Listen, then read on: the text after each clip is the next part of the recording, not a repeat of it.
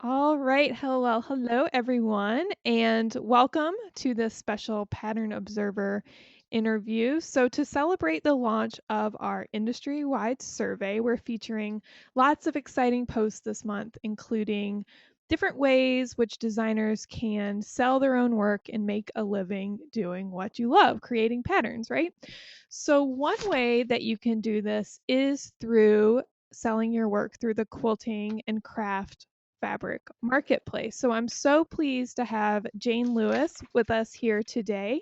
And Jane is the art director of P&B Textiles, and she plays a key role in developing the collections that you can see. You can find these collections online on their website, but you most likely can find them also in your local fabric store. So she develops artwork herself that you'll find in the stores, but she also plays a key role in purchasing the prints, working with licensed artists, and freelancers with P&B. So welcome, Jane. Thank you. I'm very happy to be here. So I have to share with everyone a little bit of our story. I started freelancing with P&B about 6 years ago, working primarily with Jane. And we just met face to face for the first time at the recent quilt market, which was here in Portland, Oregon, which just happened a few weeks ago. And so it's amazing how you can work remotely now and work with people for so long and so far away. But it was just so nice to meet you finally after working together for so long. It was such great fun. Michelle and I have been working together remotely, as she just said, for 6, 7 years. We found her on Craigslist, and she's just been absolutely fantastic to work with. And then knowing we were going to be going to Portland for a market, it was just like a done deal. It was perfect. Michelle, we are finally going to meet face to face, and we could have talked forever about textiles. So it was just a total win-win to be able to be in Portland and meet Michelle and do quilt market. I know it was a lot of fun. So speaking of Quilt Market, I would love to get your take on what you thought of the show, if you saw any big trends emerging, or if, what you thought of the overall vibe of the show, if it was different than in years past. I thought it was a very wonderful show, and yes, I do think it was very different than years past. And I've been thinking a lot about quilt markets since having just been there, and I'm not sure why. I don't know if it's probably a combination of factors. Maybe it was that it was in the Pacific Northwest, and in general, it just felt like the people there were just much more appreciative of more contemporary looks, of bright Mm-hmm. color. It just felt like a place where you wouldn't quickly sell Civil War fabrics, Mm-hmm. but you sure could sell some really wonderful, innovative, fresh contemporary looks. And certainly for P&B, that's a breath of fresh air because that is truly the direction that we're going in. It seemed like there were younger people in the aisles as well. It Mm-hmm. felt like the whole vibe at Quilt Market was exciting, not only for us, but I think it was just about for everybody. It was a wonderful quilt market, and it felt like things are turning around, and the economy truly is moving into a better place. Mm-hmm. Did you feel like in the previous markets, people were a little more conservative with their purchases because they were wary of, with the state of the economy and the Hmm. purchasing decisions that their end-use consumers were making? People were I a little more definitely, cautious. yes, I definitely felt that way. I felt that people were, although the trend certainly has been to do more picking and choosing in collections and not buying entire collections because of financial concerns, and Mhm. also, generally speaking, quilt shops are small places and they physically don't have that much space. Mhm. However, more collections, more full collections were being sold, and I felt that people were just feeling more at ease and more comfortable investing in new fabrics for their shops. Mhm. Oh, it's great to hear. Well, it's Um, great for everybody. yeah, Yeah, it's great. definitely. So speaking of collections, I know that a lot of the time some of my students did this quilt market as well. But sometimes designers will bring their portfolios or collections to show to the fabric companies to potentially purchase or license. Is this, based on your experience over the years, is this something that you recommend doing? And are they likely to actually sell their prints or collections at the show? Or is it more Mhm. of a opportunity just to get the flow of communication started? I think that's a great question, and I'd really be curious what other manufacturers do. At P&B, we are always open to looking at artwork. However, that said, when we come to Quilt Market, we usually have quite a few appointments lined up, Mm-hmm. and we're also walking the show. Mm-hmm. So, if at all possible, if I were a textile designer looking to sell my work, I would do my best to contact the company in advance of Quilt Market and introduce myself. I mean, ideally, you're going to be able to find a creative director or someone in the design department and say, could I just pop over for 10 minutes? I'm going to be there. I have a portfolio. I'd love to show it to you. We always make time for those people because why shouldn't we? You know, the Mm-hmm. next treasure might be there. So we love meeting with people. It's just more of a practical issue where are we actually going to be there when you show up at the booth? Or are we Mm-hmm. going to have another appointment? But we'd love to see you. We just, just make an effort if you can to try and arrange something in advance. Yeah. And so when you're looking at these collections, is what do you feel like manufacturers are looking for when they are entering into a new relationship with a designer? What makes something Mhm. so irresistible that you say, "Oh, we can't pass this up. We have to, purchase Mhm. this now or sign with Mhm. this artist now." Well, I mean, generally speaking, we don't make decisions on the spot Hmm. because we realize that we're kind of in a high stress situation where market, we've got a lot going on. However, so it's kind of unlikely that we'll just buy it on the spot. We're really not equipped to do that. However, if we like what we see, we will definitely want to continue the conversation when everybody's back home. What are we looking for? The next best thing, like everyone else. Hmm.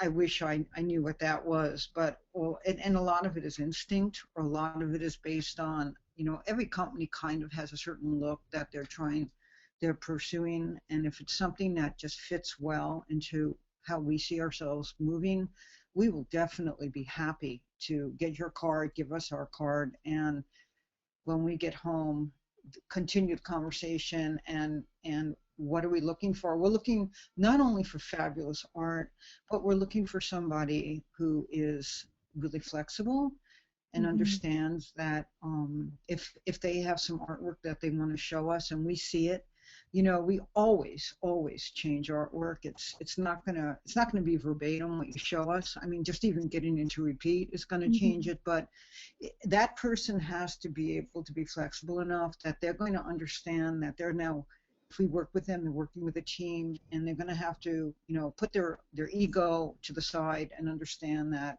together we're going to make it the best possible product for the home quilter, and not Hmm. feel, in any way slighted if we have to manipulate the image, which again we almost always have to do. Hmm. So when you're looking at a collection and let's say this isn't at Quilt Market, but you're back at Hmm. your home base and you're looking at a Hmm. collection and you're considering if you want to purchase the collection or maybe license it, because I know P&B works in both ways. Yes. Um, what is there anything that plays into that decision whether you want to purchase the copyright or license it, or is it really up to how the designer works at that point? It's we really want to work with you. If we really want to work with you, we want everyone to be happy. But I would say, generally speaking, the artists that we license with are artists that people that already have a following in the quilt industry. Hmm. Maybe they write pattern books or they have some kind of a following because Hmm. it makes more sense than to license that person because that name is familiar. Or we do work with various art agencies where we have no choice but to Hmm. license with people because that's the nature. That's just the way it works. Companies like Wild Apple, Art in Motion, World Art Group, so they always work that way. But it just, it really depends. And if somebody is just dead set on being licensed, I'm sure we would. we would have that conversation with them because we're not going to shut anything down Mhm. until, you know, we really want it. We want everybody to be happy with the way it's moving forward. Mhm. So we're really open to any manner of working. So you're really so licensing is more done with designers who are bringing that almost that Yes, consumer bringing to that the extra table. marketing. Right. Absolutely. Mhm. Because yeah, because that and it kind of makes sense because Totally makes they've sense. already published and they're, you know, they're a known entity in the field. And as much as we might not like it, and I do think there's a trend away from this, you know, there is an argument that a quilter is attracted to buying a collection because of the name on the selvage. We Mhm. always like to think it's all about design and color, and Right. that's really what matters. I mean, yeah, I mean that's really what it should be. Mhm. But at the same time, you know, you've got to allow room for everybody, and there will always be the shopper who is impressed with a certain name, and you know, so Right. therefore we have to supply that. Right. And say that, they may have that designer's other products created by that designer, like stationery or That's very note true. cards, and then That's they kind of absolutely, want yeah. to continue the theme on into, their quilting or craft projects as well. That's very true. Yes.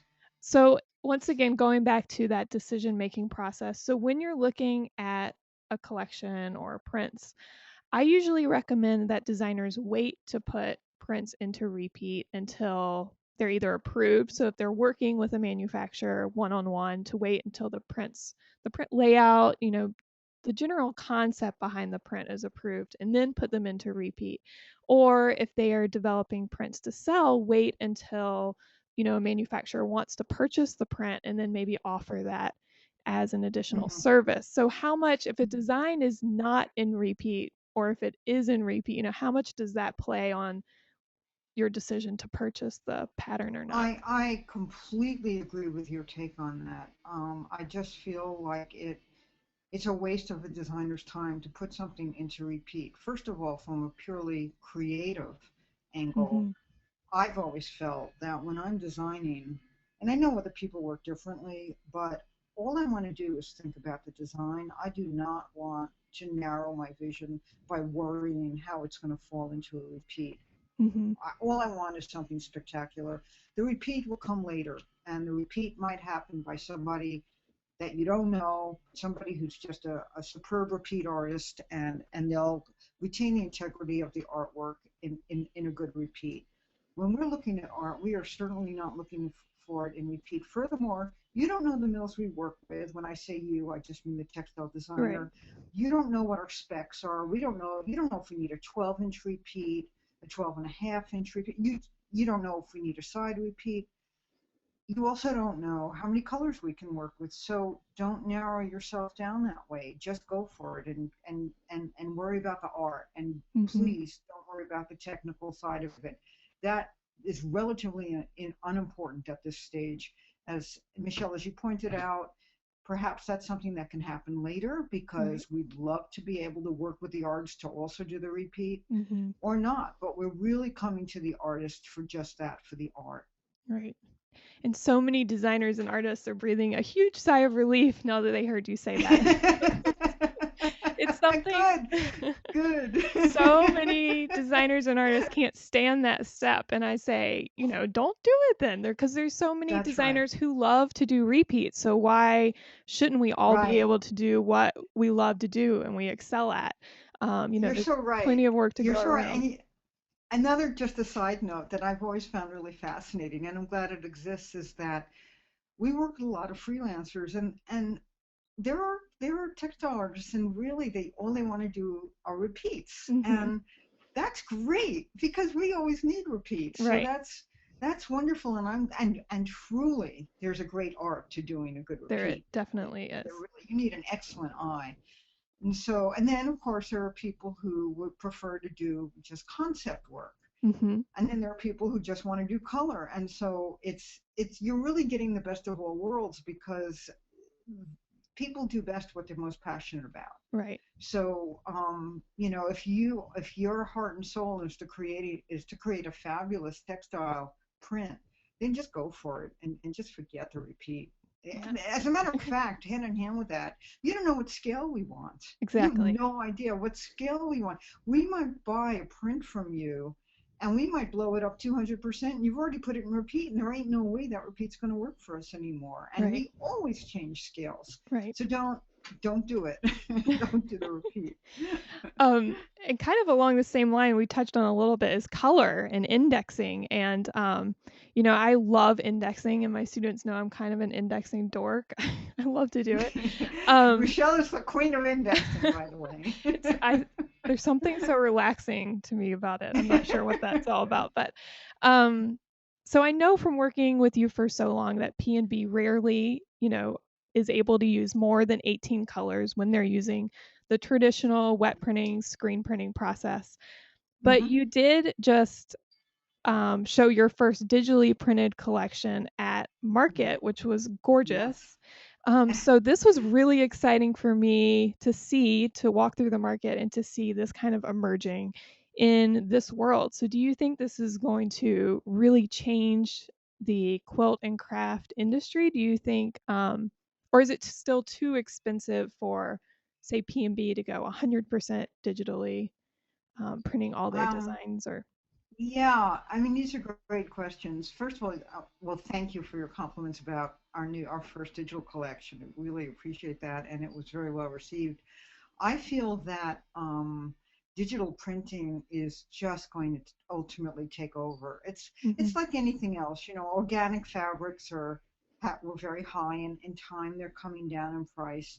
And the mhm, same thing is going to happen with digital. And the fascinating thing about digital is that it's really mind-boggling. There's no limitation to color, and there's any repeat. There's just right. any you can use any repeat, and so it totally changes the rules. Everything changes, and for us, even at this early stage, to be able to go to a place like Surtex and look at artwork that clearly has millions and millions of colors, whatever it might be, and say and actually consider it. Mhm, Oh yeah, that could be our next digital collection mhm. is so new. It's mind-boggling because I'm so used to looking at artwork and thinking, well, how am I going to break that into 18 Exactly. colors without losing the integrity of it? Right. So I think that in time, and you're right, Michelle, we're not going to just plow into digital because it is too expensive. It's just we'll do this in baby steps. But Mhm, I can tell you that at P&B we've already got our second and our third digital collections in work. So it's mhm, definitely something that, and certainly everything else is done traditionally, not digitally. But mhm, it's certainly something that I would say, within the next 4 or 5 years, you're going to see a whole lot more of. mhm. And I think it speeds up the production process, doesn't it, Yes, it as well? does. It not only speeds it up, but we don't have the same minimums, so it's much more flexible. We can print as much as we want. I mean, it's a Right. whole new ball game, Yeah, that may and so it's eventually. Sorry, I interrupted you. I just got excited there. no. I really no. What were you going to say? Because that, thinking long term, that may eventually change calendar times and how Hmm. fabrics are delivered to quilt shops. And there may be, smaller collections that are delivered more frequently or, can hit Hmm. the market faster. That's really exciting. Yeah, I think you're right, and I know just from PMB that they always want more product. Hmm. We never have. It just feels like they constantly want to be offering shops more product, new product. So Hmm. this is a real freeing technology for us because if we can, just turn it around in half the time, that's all the more Hmm. reason to do it. Which is great as a pattern designer to hear because that means more patterns That's are right. needed. That's right. And it's great if you happen to be a pattern designer who has a great love of watercolor, for example, Mm. because as Hmm. I'm sure your students know, watercolor done traditionally is the single toughest technique to reproduce on fabric when you have Hmm. to bring it down to 18 colors. Hmm. And when we do watercolor, we almost always have to create a tonal. So let's say you're going to move only into blues and greens, as opposed to, being able to throw pinks and yellows and blues and greens in a watercolor. It just could never happen and do any justice to it when you're limited to 18 colors. Hmm. So for your artists who, really have a great love of watercolor or painting, this is, the gates are open. Go Hmm. for it. because I can tell you, I mean, the artwork that is being sent to us from New York right now, from having the CEO and the creative director just came back from Certex a couple of weeks ago, and Okay. I can't even believe what they're sending me because it's stuff that never a year ago we wouldn't have been even considering. So Hmm. it is very exciting for textile designers to know they can now do this. So speaking of watercolor, is there any, so when you are at the quilt market, or just looking at the overall quilt industry, are there any trends like watercolor or texture where you Hmm. think you see the market heading, Hmm. or you just is it kind of all over the board right Well, now? I feel like it's always all over the board, but Mm-hmm. generally speaking, if I had to pinpoint something, there seems to be a bit of a trend toward using black line work with watercolor or black line work with a painterly feeling. Mm-hmm. Very Mm-hmm. loose, very interpretive. Um, there, I would say also that there a few years ago, everything that you saw was very digital looking, Mm-hmm. very as if it were done in Illustrator. Right. Um, and there's certainly, I can always appreciate that. But I would say that in the last year or two, there has been more of a trend to hand painting, Mm-hmm. less of a trend of clearly when you look at something, it's digital. Um, and I'm personally kind of happy about that just because my background happens to be in fine arts and I love being able to just, get closer to painting and away Mm-hmm. from something that looks like it was just, just done in Illustrator.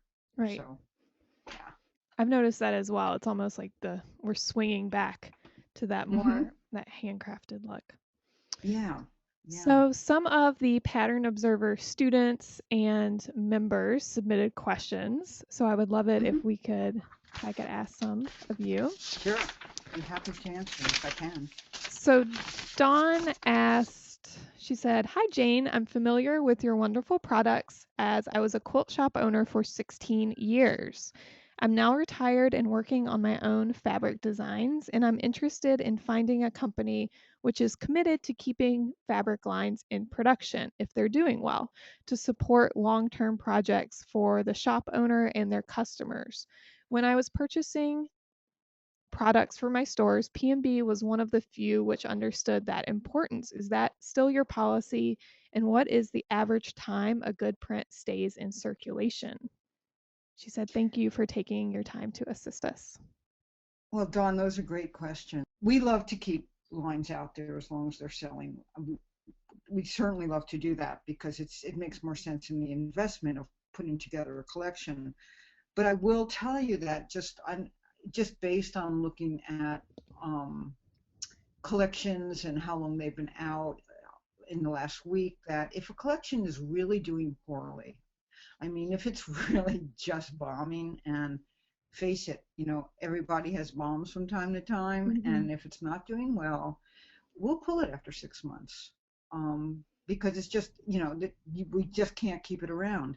However, if certainly in something more like P&B is known for its basics, Mm-hmm. and our essentials line is still around, and it's going into its fifth year now. We've just introduced a brand new essentials line, and I'd like to think it's going to certainly be around at least as long. For collections, I would say an average amount of time for a collection these days is roughly a year and maybe Mm-hmm. longer. But I'm really sorry to say that it's not what it once had been. That's so interesting. Yeah. Um, because compared to the apparel world, which is kind of where I'm from, that's such a long time. A year is a really I long time. know, I know, I know, I know, because I came from the apparel world too, and it was like, my God, you blink and it's a new collection, Yeah. and you'll never find that. And then when I got into the quilting world is very Mm-hmm. different indeed. And there are some wonderful things about it, including the fact that it's around for a while. I mean, Mm-hmm. it's really very, very nice compared to apparel, which is, just so fast It and is. so trend driven. I mean, Mm-hmm. I don't know if that was one of your questions, but we certainly are nowhere near as trend driven as fashion. I mean, Mm-hmm. we're certainly affected by a trend, but nothing like apparel. That was So, and that's actually another reason why we can keep our collections around longer. right, right. That makes sense. Someone did ask about trends. She said, "Do you think that quilters are less influenced by color trends, for example, color of the year, and more by personal taste? Or do you see that quilters tend to buy fabrics related to current color trends?" And I think she's referring to how Pantone will say, this is the Hmm. color of the year. And so Hmm. are, Hmm. home sewers and quilters, do you Hmm. think they're influenced by this or? The way I would answer that, I would say that maybe for really young hip quilters, or maybe they're not even making quilts, maybe they're, because as you well know, quilt fabrics can be used for any number of Hmm. things, including, wonderful backpacks or wrap skirts or aprons or whatever. And if they're making a garment and there's a hot color of the year, perhaps they would be more influenced by that. But Hmm. generally speaking, because a quilt is something that somebody is really pouring their heart and soul into, it's handmade, it's a gift, Hmm. maybe it's a wedding gift, or it's for a newborn baby, or it's an investment. It's an investment of your time and your heart and your money. I like to believe that people are much more influenced by what speaks to them, and not, if a certain Pantone color is hot. I like to think they're real, and but they happen to love deep jewel colors, or they love blues or whatever. They're gonna follow their heart. They're not gonna buy something just because Pantone's saying, well, this is what's happening this year. Right. So I do think it's much more personally driven, Hmm. and I really love that about the industry also. Right. I love what you said about, it really is such an investment for the quilters. I mean, they just pour themselves into it. So it's really inspiration, as pattern designers to really, really make the most of each and every pattern. And when you're doing a That's repeat, right. make it the most beautiful repeat you've ever done. And Make it beautiful, because it really is. I mean, for us, P&B doesn't sell to the big box stores. We sell to the upper end independent quilt shops, and it's expensive. I hmm mean, someone's going to make a quilt. They're pouring hundreds of dollars into it. So the way we see it is, it darn well better be beautiful. It's got to, hmm like, good enough is not going to cut it. I right, mean, one of the words that we use back and forth in emails is, it's not special enough. And right. and that really, really hits the nail on the head. The print and the color has to be so perfect and so beautiful that you really can't resist it. And anything beneath that, and of course we don't have the crystal ball, nobody does, but we really do our best to try and make it something that is so special that it's really going to stop you in your tracks. So, yeah, I mean, it's an investment on everybody's part, from the textile designer to the manufacturer to the quilt person who's going to go in and buy it and put her heart and soul into making the quilt. Mhm. You mentioned before that at this quilt market, you felt like it was swinging back to where quilt shops were buying larger collections, or they were buying more prints from each collection. So, do you think Mm-hmm. how has the size of collections evolved? Are they smaller than they used to be, or Yeah. okay? No, they're small. They're small, and it's really nice all around. I mean, I've been working for P&B for 10 years, and when I think about it, it just blows my mind. When I started, collections were 30 to 40 SKUs. Wow. Today, we keep them, ideally, they're, 12 to 15. Mm-hmm. Maybe we'll go to 18 or 20, maybe. But you just have to understand that, again, it's a financial consideration, it's a space consideration. And what's really great is that's less work for you, because you're putting a collection together and you're basically trying, less is more, and you're just Mm-hmm. trying to make the most. And usually a collection consists of 5 to 7 prints, Okay. and you're doing them in 2 to 3 colorways each. Mm-hmm. So they have to be the very, very best for each print, and they have to be so well put together that hopefully, the quilt shop owner is going to buy the whole collection, because she can't resist it, because each print in each colorway is offering something so unique and so wonderful that she's going to want the whole collection. Right. But Exactly. for sure, those collection numbers are much smaller than they ever were. And it's easier for us to work that way. I think it's easier for the textile designer to do that, and it's easier for the buyer. Yeah, 30 SKUs is just kind of mind blowing. Yeah, I know. I can't believe um, Speaking of mind blowing, or is there it. anything that's just not done in the quilting world? Is there anything that's sort of taboo, or Mhm.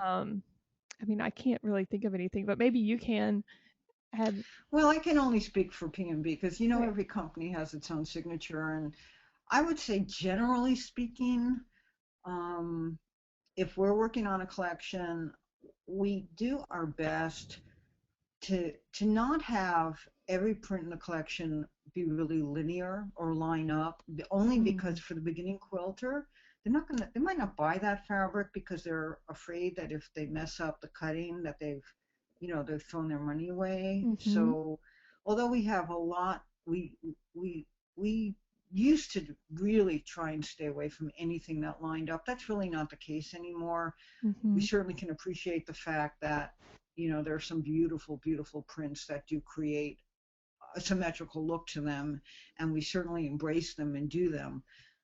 There are certainly companies that's all they do, but mm-hmm. we try and stay away from just offering prints where clearly there's this line, and if you don't cut that line straight, you just threw out a yard of fabric, and Right. we don't want to do that to somebody. So that would be, and that's changing every day, but that was traditionally the thing that we would Mm-hmm. try and stay away from. Yeah, But that's other than that, I would say more than ever, hey, this guy's don't ever think that something can't be a textile design, because anything can be a textile. I see mhm, it on Pattern Observer, Michelle. I right. see the most incredible profiles that you show, Mhm, and I look at this artwork, and it's just so beautiful. And I think, my God, like that is such a print design. yeah. And a couple of years ago, one might never have considered it as such, but really the sky's the limit now. Mhm. And that's interesting about the stripes and lining up because now thinking about it, all the stripe-esque designs that I've done for P&B, they do have some kind of wave or something, to them so that if they don't line up, it's not the end of the Hmm. world. So adding, texture, those irregularities can really, Hmm. really help the quilter out. That's true. And there was a day when, and I'm actually glad that this is kind of over, when texture was so critical that no matter what you were doing, you had to, like, you'd use this cloud filter in front of, you'd always get this Right. model. I hate the word model. You get Right. this darn model effect and everything, so that wherever you cut the fabric, you'd get this interest. And it was like, Mhm. oh my God, I can't look at one more model print. And so happily, that is something of the past. And it's really okay now to have just flat color as part of a print. Mhm. And I'm very happy that that has changed. But you're right. I mean, generally speaking, and part of that is just the nature of what we do. We like stripes to have. We like almost everything to have a hand feeling, Mhm. as if it's hand drawn to it. We're not super big on really really hard edge imagery. Other companies might do extremely well Right. with that. We've slowly carved out a niche for ourselves as working more with artwork that is fine, almost fine art. And Mhm. there's probably a good reason why other companies don't do that. It's very, very difficult to do. Mhm. Certainly, technically, it's difficult to do, but it's also, when it's done and it's done well, it's just a great feeling, because it really, and then it's just great fun to work that way. Mhm. And for your textile students who have a background in fine art, I've always felt that that's a great advantage to being a textile artist, because you come to the industry, you don't come with a recipe of how things are done. You're coming with your perspective and your background in design and color and line. And I think it's a wonderful thing, because it really brings a perspective that you're not going to learn at FIT. Right. And so I really encourage your students who just might love to paint or draw, that is definitely something that you can incorporate into your textile Mhm. design, and it'll make it even better. Right. I love that because I feel the same way about, any background that's slightly different than someone who, Hmm. has just focused on textiles and patterns for so long because I majored in fashion design. And I think Uh-huh. that, definitely gives me kind of a unique perspective and sets me apart from a lot Hmm. of designers. And I think, a lot of students come to me with that worry, that concern that they don't Hmm. have, a textile Hmm. design or a pattern design Oh, degree. not, no, I agree with you. In fact, there's a wonderful new designer who's at market. Her name is Carolyn Friedlander, and she's an architect. Oh, And interesting. she was just always interested in pattern. Hmm. And so she now has a collection. And what's very cool about it is it definitely has an architectural flair to it. Hmm. And I'm not sure if she's with Robert Kaufman, who she's with, but she actually got picked up after her second market. And you can tell it's very cool. You look at her art and you look at her prints, and they almost look like architectural renderings. And it's just because, and I love the fact that she has walked away from a degree in architecture to be a textile Right. artist. It's very cool. Um, we had another question here. She asks, how and when does Jane like to receive submissions? How many collections should we have in order to make a submission? So if you like to hear from designers through email or LinkedIn or the phone, is there any? I Um, think email is probably the most user-friendly way. mhm, And you can just send one collection at a time. You don't have to feel like, actually, it's funny because a woman connected with me on LinkedIn, and she's in Australia, mhm, and we just started this correspondence, and she just started sending me these collection images, and they're lovely. I have shared them with my team. I have no idea if they're going to go anywhere at this point, but I think at PMB, we are great believers in just looking everywhere, because you've got nothing to lose and everything to win. mhm, There might be some fabulous talent out there. We find inspiration on Spoonflower, we find it on Pinterest, we find it on Etsy, find it everywhere. mhm, You don't have to go to Surtex, and you don't have to go to Print Source. In fact, this the a current collection that Michelle did a wonderful job of profiling for us, called Intersections, which premiered at Market, was based on, and I'm in San Francisco, and we have something called Open Studios, and every fall and spring we have artists just open their studios. And I walked into this woman's studio, and she's an oil painter, and was mhm, just loved what, and oddly enough, it's just so funny how this happens. She happened to have a degree from RISD in textile design, and it was just kind of, mhm. it just peeked through her paintings. Yeah. And so I find that sometimes the most unique work we find is work that other companies would never in a million years find if they hadn't happened to walk into this artist studio on an October day in San Francisco and seen the potential there. So we will, you can send, I would say don't send one print, because that's Right. kind of a waste of time.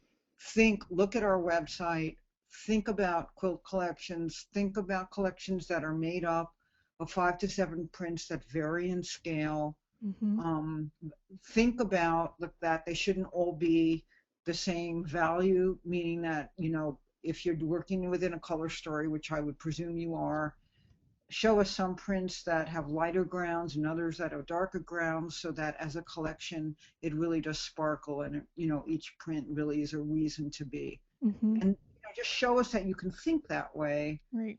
And by all means, send low res JPEGs, and we will, just don't feel badly if for any reason it doesn't go anywhere, because that's just the way it goes. But certainly we're happy to look at anything. There's so much talent out there. Such great advice. Thank you, Jane. I love it. Um, so just to wrap up, do you have any last words of wisdom for any designers wishing to Hmm. work or sell their Hmm. patterns in the quote Hmm. craft market? I would say that if you're looking to be a textile artist and sell your prints, I think that what we do best is what we do instinctively. And so Hmm. don't feel, if you happen to love geometrics, don't force yourself to do florals.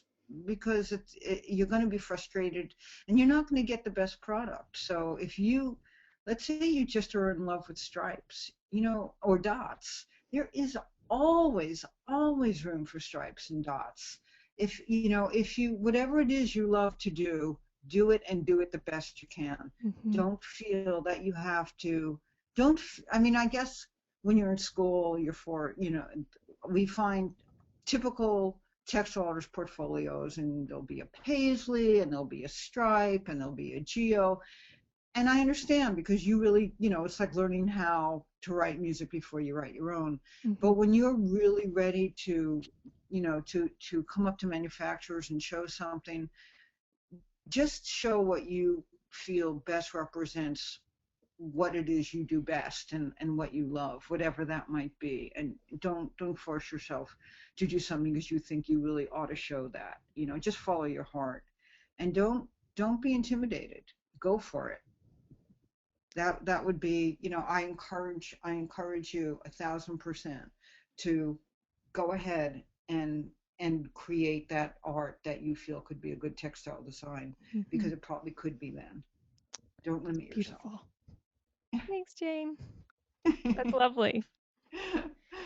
Well, thank you so much for doing this. This was great. And I just know, I mean, this is so many students and readers of Pattern Observer are going to love all this information. It was so nice of you to take time out of your busy day to be Well, here with thank you. us. I love your site and I love what you're doing. And you guys in Pattern who are taking this class, you couldn't have a better teacher.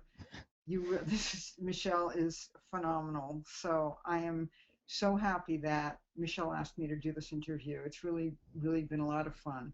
So thank you. Thanks. Okay, I'll talk to you soon. Okay, Michelle. Okay, Bye. bye bye. Bye.